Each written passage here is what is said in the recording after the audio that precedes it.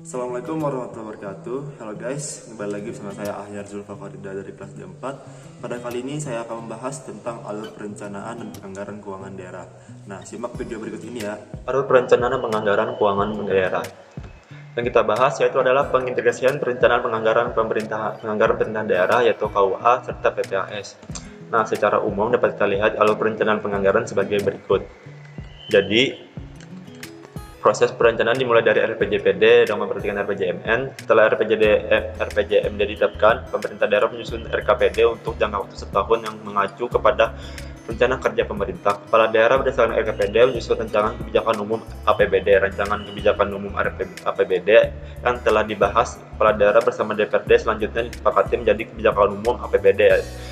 Berdasarkan kebijakan umum APBD yang telah disepakati, pemerintah daerah dan DPRD membahas rancangan prioritas dan plafon anggaran sementara yang disampaikan oleh kepala daerah. Kemudian kepala daerah menerbitkan pedoman penyusunan rencana kerja dan anggaran RKSPD sebagai pedoman.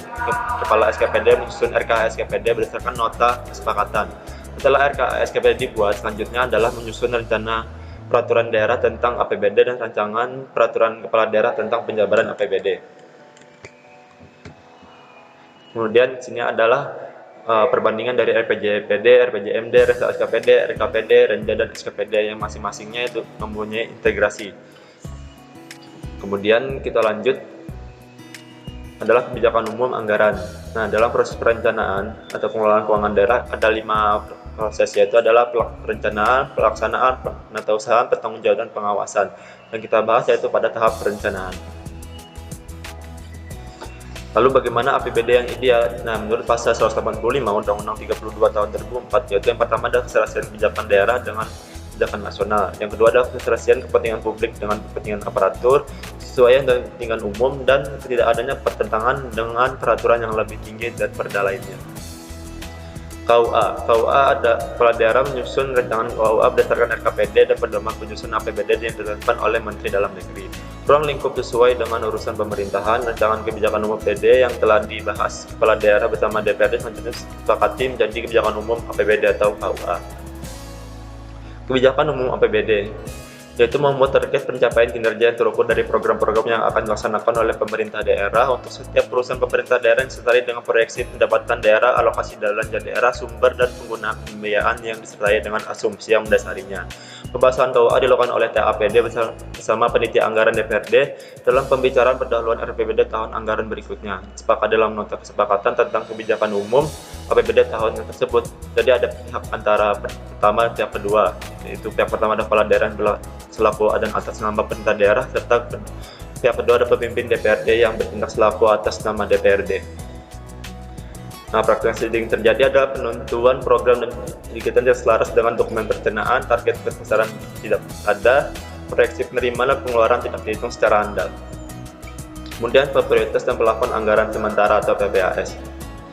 PPAS merupakan rancangan program prioritas dan patokan batas maksimal anggaran yang diberikan kepada SKPD untuk setiap program dan kegiatan sebagai acuan dalam penyusunan RKS SKPD. Tujuan prioritas adalah terpenuhi skala dan dalam lingkup kebutuhan masyarakat yang dianggap paling penting dan paling luas jangkauannya agar lokasi sumber daya dapat digunakan dan dimanfaatkan secara ekonomis, efisien, dan efektif, mengurangi tingkat risiko dan kepastian, serta tersusunnya program dan kegiatan yang lebih realistis. Nah, berikut ada prosesnya. Dapat dilihat.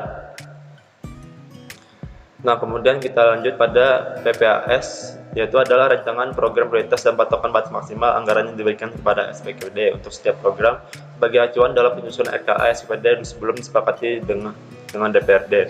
Disusun dengan tahapan sebagai berikut adalah menentukan skala prioritas untuk urusan wajib dan urusan pilihan, menentukan urutan program untuk masing-masing urusan, serta menyusun plafon anggaran sementara untuk masing-masing program. Sepakati dalam sebuah nota kesepakatan tentang prioritas dan plafon anggaran APBD tahun tersebut yang antara pihak pertama dan pihak kedua, yaitu pihak pertama kepala daerah bertindak selaku dan atas nama pemerintah daerah, pihak kedua yaitu pemimpin DPRD yang bertindak selaku atas nama DPRD. Metode penentuan prioritas yaitu ada tipologi klasen, kedua analisis share, kemudian ada GAP analisis, elastisitas, serta cost benefit analisis. Kemudian fungsi KUA dan PPAS, yaitu ada akuntabilitas, disiplin anggaran yang bersifat menyeluruh, alokasi sumber daya secara strategis, efisiensi, dan teknis. Nah, sekian video dari saya. Apabila ada kekurangan dan kesalahan, mohon dimaafkan. Wassalamualaikum warahmatullahi wabarakatuh. Dah.